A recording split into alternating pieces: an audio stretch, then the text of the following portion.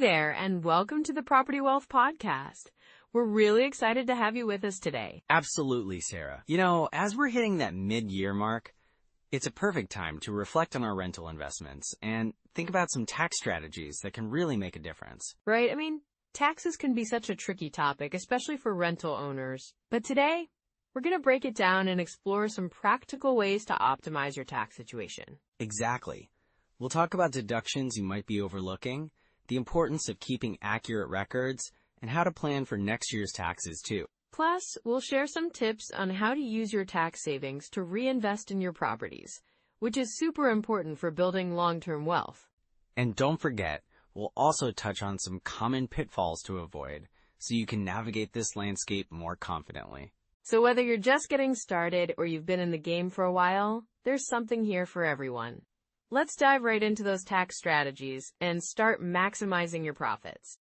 So when we talk about mid-year tax strategies for rental owners, it's really about understanding how they can impact your long-term wealth, especially for folks over 40, right? Absolutely, Mike. At this stage in life, a lot of people are thinking about their retirement plans and how their investments can support that. Exactly. I've seen so many investors in their 40s and 50s really start to stress about the future. The clock is ticking, and they want to make sure they're set up for success. Right. And with inflation being such a hot topic lately, it's crucial to have strategies in place that not only protect, but also grow your wealth. Yeah, inflation can erode purchasing power, and for those of us who are looking at retirement, it puts a spotlight on the need for solid real estate investments. I remember talking to a couple, let's call them Tom and Lisa. They had a few rental properties but felt overwhelmed by rising costs. They were worried that their income wouldn't keep up with inflation. That's a common concern. What they didn't realize was that real estate can actually be a hedge against inflation. As living costs go up, so can rents. Exactly. And that's where mid-year tax strategies come into play.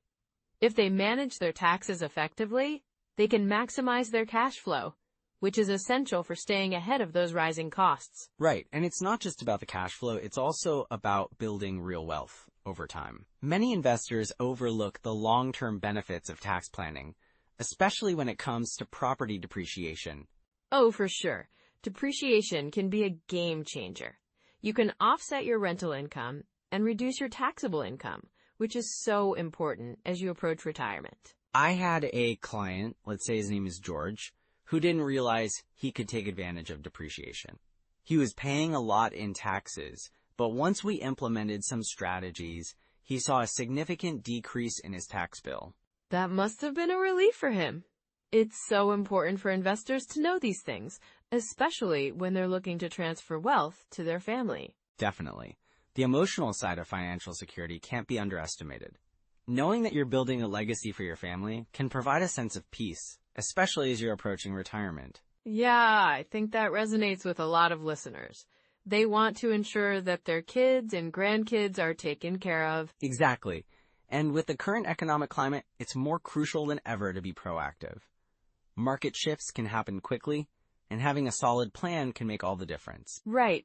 So, what strategies do you think are most effective for someone in this age group? Well, a good starting point is to review your property portfolio and assess any potential tax deductions. Things like repairs, maintenance, and even property management fees can add up and help lower your taxable income. That's a solid tip. And I think many people don't realize they can also deduct certain expenses, like travel for property management, or even home office expenses, if they're managing their properties from home. Absolutely. And then there's the importance of timing your purchases and sales of properties. If you're considering selling a property, understanding capital gains tax and how to plan for it can really boost your overall returns. That's so true. I've seen people get caught off guard because they didn't plan for those taxes. Yeah, it's about being strategic. You might consider holding onto properties longer to take advantage of lower capital gains rates, or perhaps look into a 1031 exchange to defer those taxes when selling. Those are great strategies. And for someone who's looking to downsize or transition into retirement, leveraging those options can really help maintain their wealth. Exactly. And let's not forget the importance of consulting with a tax professional who understands real estate. They can provide personalized advice tailored to your specific situation, which is invaluable. Definitely. I think many people can feel overwhelmed by all the information out there, but having an expert in your corner can make a huge difference. Right. And it's also about staying informed. The market is always changing, and being aware of tax law changes can help investors pivot when necessary.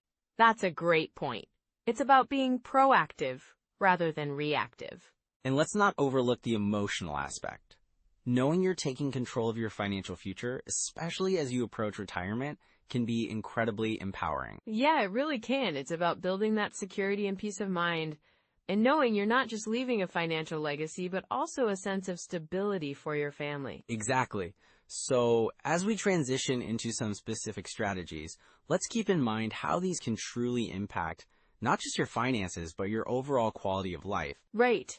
It's all interconnected, and I think that's what makes real estate investing so powerful, especially at this stage of life.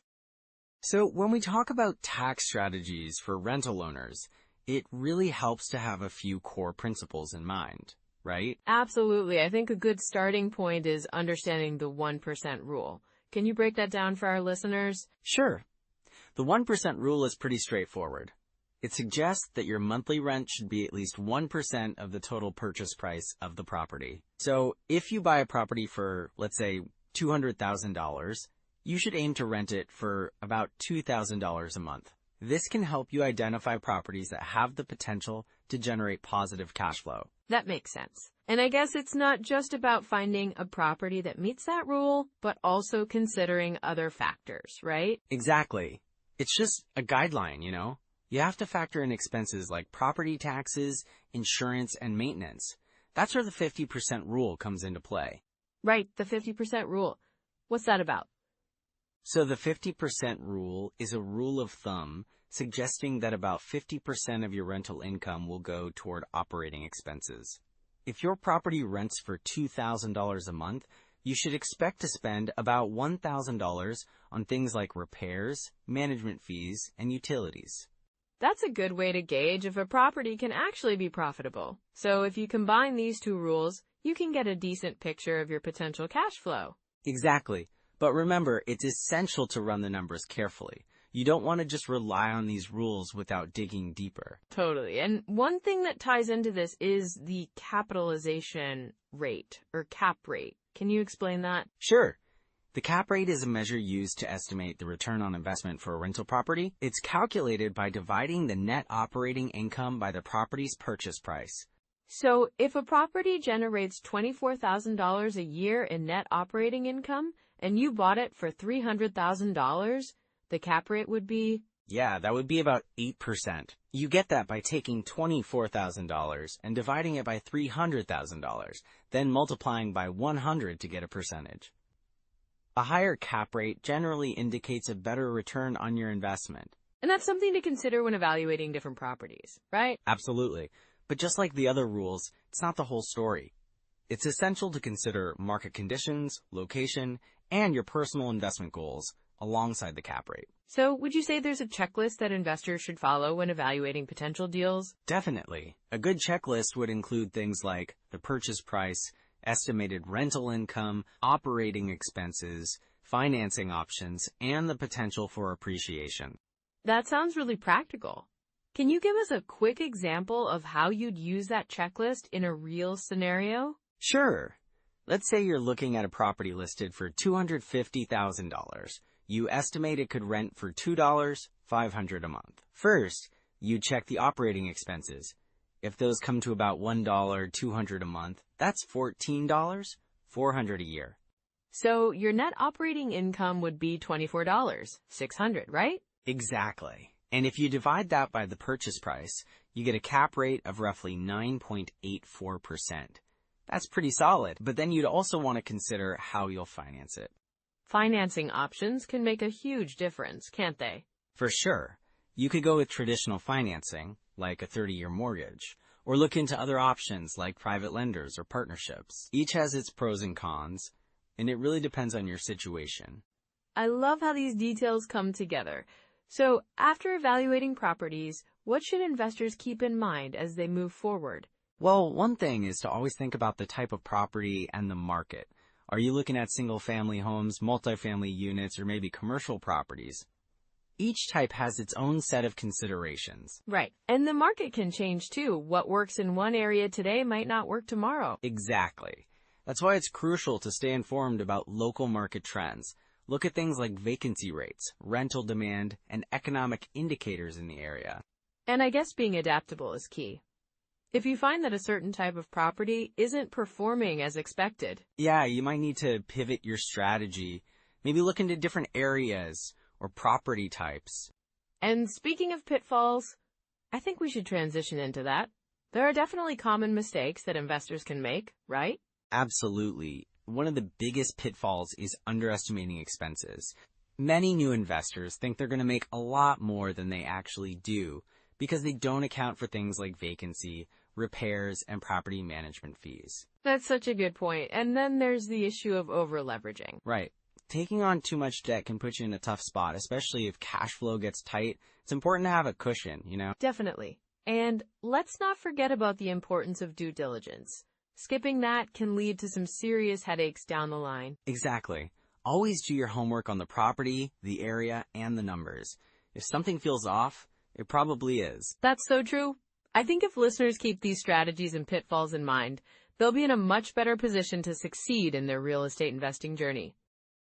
You know, Sarah, when we talk about mid-year tax strategies for rental owners, it's really important to address some common pitfalls that can catch investors off guard. Absolutely. I mean, it's easy to get excited about investing in real estate, but there are definitely mistakes that can lead to some serious headaches later on. Right. And one of the big ones is over-leveraging. You know, when investors stretch themselves too thin by taking on too much debt. Oh yeah, I've heard stories about that. It's like they're banking on property appreciation without factoring in the risks, right? Exactly. I had a colleague who bought a couple of properties thinking the market would keep rising. But when the market shifted, he found himself unable to cover the mortgage payments. That's rough. Did he have any backup plans in place? Not really. He didn't account for the possibility of a downturn. He ended up selling at a loss just to avoid foreclosure. It was a tough lesson, but it highlights the importance of having a solid financial cushion and not overextending yourself. For sure. And then there's the issue of bad tenants, which can really complicate things, right? Absolutely. I mean, finding the right tenants is crucial. I once had a client who was so eager to fill a vacancy that they skipped the thorough screening process. Oh no! What happened? Well, they ended up with tenants who were consistently late on rent and eventually stopped paying altogether. It created a snowball effect, causing cash flow issues and added stress. That sounds so frustrating. So, what do you recommend for screening tenants? Well, I always suggest a comprehensive background check, checking references, and even a personal interview if possible. Trust your instincts too. If something feels off during the process, don't be afraid to keep looking. Great advice. And speaking of cash flow, that's another area where investors can get tripped up. Yes, ignoring cash flow is a huge mistake. I mean, it's the lifeblood of any rental property. Right. I've heard of investors who focus too much on potential appreciation and forget to monitor their cash flow. Exactly. I had another client who bought a property that looked like a great deal on paper, but the expenses were much higher than anticipated. Repairs, property management fees, you name it. So was that a surprise for them? Definitely. They didn't account for things like maintenance costs or vacancy rates. They ended up in the red pretty quickly. Wow, that's a tough spot to be in. How can investors avoid that? Keeping a detailed budget and regularly reviewing it is key. You have to know your numbers inside and out. Also, setting aside a reserve fund for unexpected expenses can save you a lot of trouble. That makes total sense. And then there's this idea of timing the market, which can be really tricky. Yes, so many investors think they can time their purchases perfectly, waiting for the market to hit rock bottom. But the reality is, it's nearly impossible to predict market movements accurately. Exactly. I had a friend who waited 2 years, thinking prices would drop, but they only kept climbing. By the time he jumped in, he was paying far more than he would have earlier. That's a classic story. So what's the takeaway there? Focus on the fundamentals of the property rather than trying to predict the market. If it makes sense financially, go for it. There's always going to be some level of risk involved, but you can mitigate it by making informed decisions. And then there are hidden costs, which can sneak up on anyone. Yes, that's a real eye-opener for new investors. I had a client who bought a property without considering things like property taxes, insurance, or even HOA fees. Oh wow, those can add up quickly. They sure can. By the time they realized their monthly expenses were far higher than expected, it was too late. They felt trapped by all these costs they hadn't factored in. So what should investors do to spot those hidden costs early? Do your homework. Research the area and understand what typical expenses look like, and don't hesitate to ask questions during the buying process. A good real estate agent can also help shed light on potential costs. That's really practical advice. I think it's all about being proactive rather than reactive. Exactly. If you approach real estate investing with a clear plan and awareness of these pitfalls, you can certainly avoid falling into them. And if someone finds themselves in one of these situations, what's the best way to recover? Well, first, take a step back and assess the situation objectively. Identify where things went wrong and make a plan to address those issues. There's always a way to turn things around, whether it's refinancing, finding better tenants, or even selling the property if necessary. That's encouraging to hear. It's all about learning from those experiences and adjusting your approach, right? Absolutely. Every mistake can be a lesson. The key is to stay informed, remain flexible, and continue to educate yourself about the market and your investments. So true. And I think the biggest takeaway for our listeners is to stay vigilant, keep learning, and always have a strategy in place, especially when it comes to managing their properties. Definitely. It's about building that long-term wealth without getting caught in the pitfalls along the way. With these insights, I feel like our listeners are better equipped to navigate the mid-year tax strategies for their rental properties. I hope so. Remember, it's a journey, and every step you take is a step toward financial freedom. That's a great note to end on. Let's dive into some next steps for our listeners. All right, so let's dive into some actionable steps that our listeners can take right now. Yeah, I love that. It's all about making progress, right? Exactly. First off, I'd recommend that anyone who owns rental properties take a good look at their expenses. Start tracking them meticulously if you're not already. You can use apps like Expensify or even a simple spreadsheet to log every expense. That's a great point. Keeping track of expenses can really help when it comes to tax time. Right. And don't forget about potential deductions. Things like maintenance, property management fees, and even travel costs related to managing your properties. Speaking of deductions, do you think it's useful to consult a tax professional? Absolutely. Especially if you're new to this. A good tax advisor can help you navigate the complexities and ensure you're maximizing your deductions. Plus, they might offer insights specific to your local market. That makes sense. And what about tools for analyzing properties? Great question. There are some fantastic resources out there. For instance, the Bigger Pockets calculator is a solid choice for analyzing potential deals. It helps you see the cash flow, ROI, and other important metrics. Oh, I've heard about that one. And what about Deal Check? Yes, Deal Check is another excellent tool. It's user-friendly, and it allows you to compare multiple properties side by side, which can really help make informed decisions. And for rental price analysis, I'd say Rentometer is pretty handy too, right? Exactly. Rentometer gives you a good idea of what you can charge for rent based on similar properties in your area. This can help you set competitive pricing. So it sounds like it's all about using these tools to gather data. Yes, and once you have that data, you can start analyzing one deal per week, like you mentioned earlier. Just one deal every week can really sharpen your skills and build your confidence. That's so manageable. And what about connecting with others? Joining local meetups is a fantastic way to network. You'll find investors at all levels, so you can learn from their experiences and perhaps even find potential partners. I love the idea of community learning. It makes the whole process less daunting. Exactly, and there are online forums too, like the Bigger Pockets forums, where you can ask questions and share insights. What about books or podcasts? Any recommendations? Definitely. For books, I'd recommend The Book on Rental Property Investing by Brandon Turner. It's comprehensive and very approachable. That's a great one. And for podcasts, aside from us, of course, Bigger Pockets podcast is a classic. They feature real stories from investors, which can be really inspiring. Yes, hearing real-life experiences can motivate you to take action. For sure. So if someone is just starting out, what would you say about habits? Start small. Maybe commit to reviewing your financials monthly, or even weekly. Just get into the habit of looking at your numbers, your cash flow, and your expenses. That sounds doable. And setting aside regular time to analyze properties or connect with other investors can be a game changer too, right? Absolutely. And remember, consistency is key. Even just dedicating a couple of hours a week can lead to significant progress over time. So it's really about building those habits and using the tools available to you. Exactly. And don't feel overwhelmed. Start where you are. You don't need to have everything figured out to begin. That's such a reassuring thought. And with these tools in your pocket, you're ready to move forward. Let's recap what we've covered today. Wow, Sarah, what a deep dive we had into those mid-year tax strategies for rental owners. Absolutely, Mike. It's crazy how many opportunities are out there if you just know where to look. Right? So let's recap some key takeaways, shall we? First, keeping good records. It really can't be overstated, can it? No, definitely not.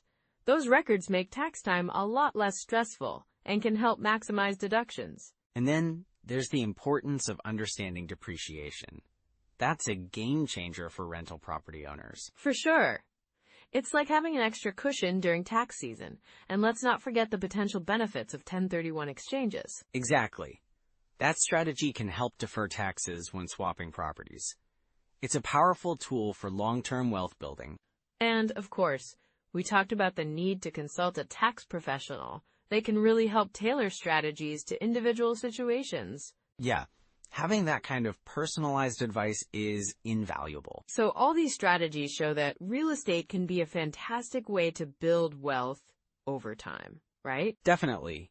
It's about playing the long game and making informed decisions. And remember, everyone, if you found value in today's episode, please like and subscribe. It really helps us reach more people like you. And we'd love to hear from you. Comment with your biggest takeaway or any questions you might have. And don't forget to share this episode with someone over 40 who's looking to invest in property. Next time, we're diving into how to avoid capital gains when converting your primary residence into a rental. That's going to be a great one. We hope you'll join us for that. Thanks for tuning in today. Yeah. Take care, everyone. Until next time.